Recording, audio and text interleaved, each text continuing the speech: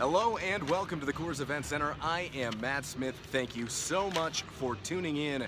Well, wrapping up 2016 for the Colorado Buffaloes basketball team was a success this evening as they take down the Eastern Washington Eagles 76-68 in a Dr. Jekyll, Mr. Hyde performance once again for the Buffaloes. But a lot of good things to get to and a very positive note to end this calendar year as the Buffaloes will have a 9-day break now to prepare for Pac-12 Conference play as most guys will travel home and spend the holidays with their families.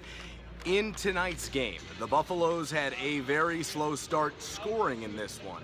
Colorado would trail 19-2 in the first 7 minutes and 45 seconds of this game.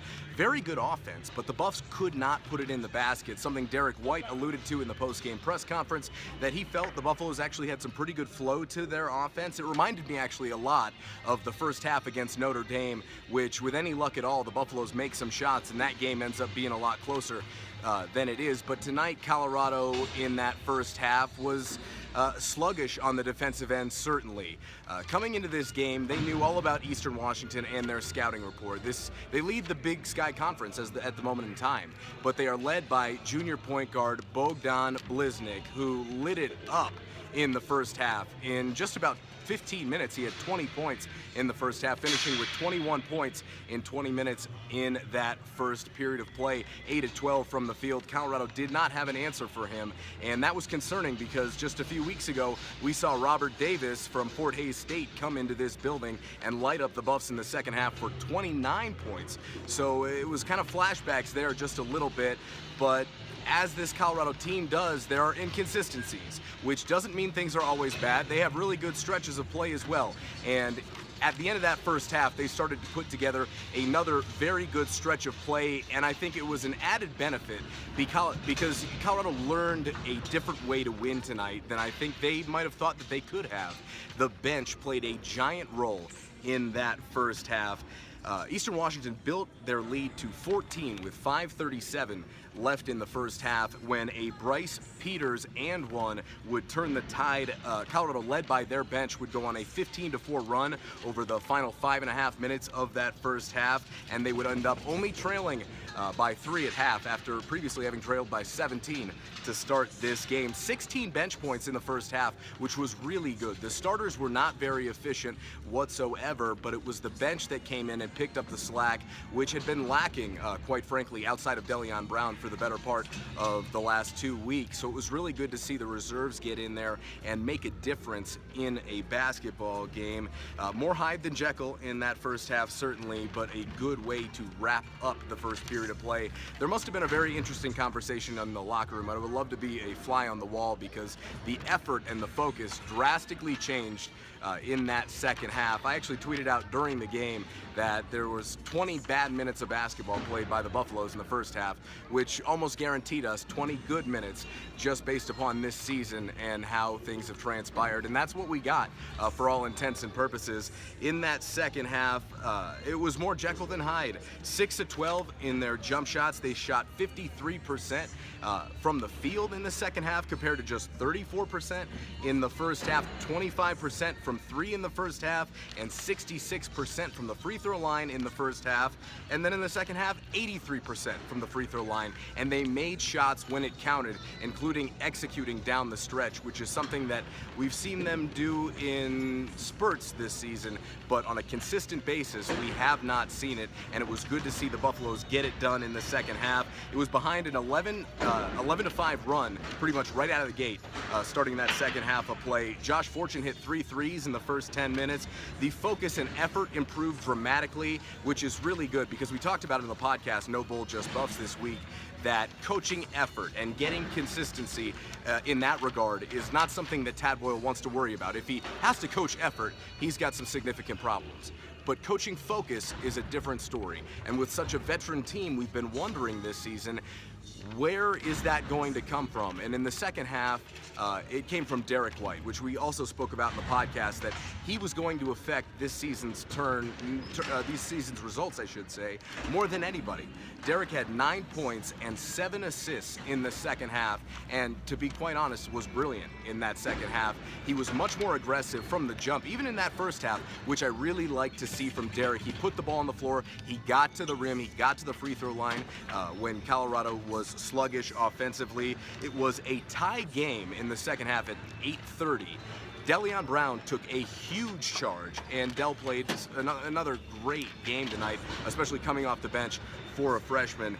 But the Buffs would go on a 15-3 run. Now, Eastern Washington would trim it up a little bit near the end, but Colorado, over those final 2 minutes, would close it out. And following this game, Eastern Washington's head coach, I got the quotes from the away coach, and something really stuck out to me, and I think it's probably the best way to describe what we saw on the floor this evening. Eastern Washington got better tonight, but Eastern Washington made Colorado a better team tonight. There were more positives that you can take out of this game than in the last 2 weeks for the Buffaloes. So a very good note to end the non-conference season on. Of course, you'd have loved a 20-point win, but the Buffaloes tonight come away victorious 76-68. They outscored the Eagles 44-33 in that second half and hold Bliznyuk to just 4 points in the second half after giving up 21 in the first half. A lot of credit there has to go to Derrick White and Wes Gordon. Now, it is the holiday season, so I don't want to leave you with a bad taste in your mouth, so let's get to the bad in this game first. And really, there's not that much.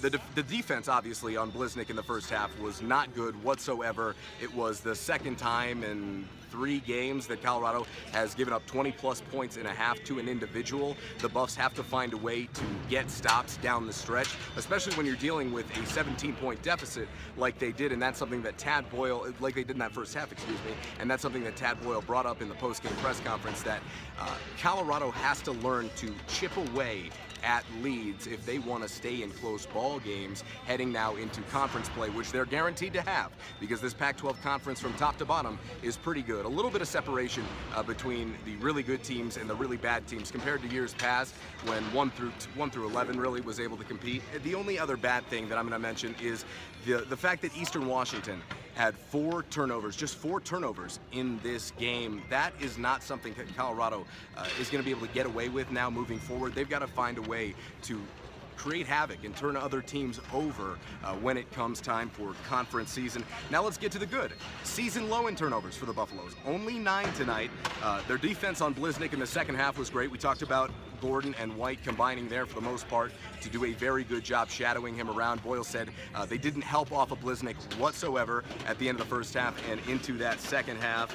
Wesley Gordon with his second double-double of the season tonight. 11 points, 10 rebounds for Wes. Thought he played much better. He's kind of putting it together here. 2 nice games back-to-back for Wesley. Josh Fortune played very well in that second half, and listen, he's a streaky player. When he's on a bad run, he's not going to hit anything, and when he's on a good run, he can string together 3 or 4 threes real quickly. Josh Fortune had himself a nice night, and the Buffaloes did a very good job attacking the paint. They finished with 30 points in the painted area in this game, so 10-3 to end the non-conference. And as you kind of look back over what has transpired here for the first few months of this Colorado basketball season, there's been good and there's been bad, but if you really think about it, there's 3 losses. 1 to Notre Dame, they lose by 15, and they dominated them in the second half. So with any luck in that first half, like I said earlier, they could have made that much closer. That's 1 loss. The other is CSU, which is a terrible, terrible loss. They lose by 14 at home. Boyle says right now, even to this moment, it sticks in his craw, and it probably is going to stick in his craw for quite some time, at least until they tip it up against Larry Eustace and the Rams next season. That's the other one. And then BYU, a game they definitely should have won down the stretch, in my opinion, but they just couldn't close it out. They're learning how to finish games now. So you had 3 losses, and I would say 2 weren't great. 1 was expected. Notre Dame's a very good basketball team, and I'll let these guys wrap up as we wrap up here on 5280 Sports Network. But what I really liked about this non-conference finish, at least for Colorado is I think they started to get some confidence back. I think they've gotten some swagger back now, and with a 9-day break before Pac-12 Conference play starts in Salt Lake City on January 1st, the Buffaloes have a ton to do. And I think soul searching is number one. Learning the positives that you can carry forward is number two. And for the Buffaloes, I think it's just having the confidence and the belief in yourself, because this team is talented, and we've seen that. If they play to their potential, they can beat anybody in this league. The UCLA game on January the 12th, because 5 of the first 7 Pac-12 basketball games are on the road this season. That UCLA game will be very interesting because they play UCLA and USC back-to-back at home, and those are their only 2 home games pretty much throughout January here coming up for the Buffaloes and a little bit into February. So for Colorado, they've got to find a way to pack up the show and take it on the road, because without the ability to go on the road and compete consistently, this is certainly going to be a tough Pac-12 conference season. Now, I asked Tad Boyle what for the Colorado basketball team they can hope for under their tree when they wake up on Christmas morning, and he said consistency. And I will echo that 1,000%. If they can find a way to play good basketball for more than 20 minutes a game, they have a chance to turn around what has been a frustrating season to this point. 10-3, nothing to sniff at, but for the Buffaloes, a lot to look forward to in the new year. I am Matt Smith for 5280 Sports Network. I'd like to wish you and yours a very safe and a very happy holidays. Thanks for tuning in on 5280 Sports Network. Go online and follow our family of podcasts, as we've got to prepare for a football game next week. There's going to be some football on December 29th.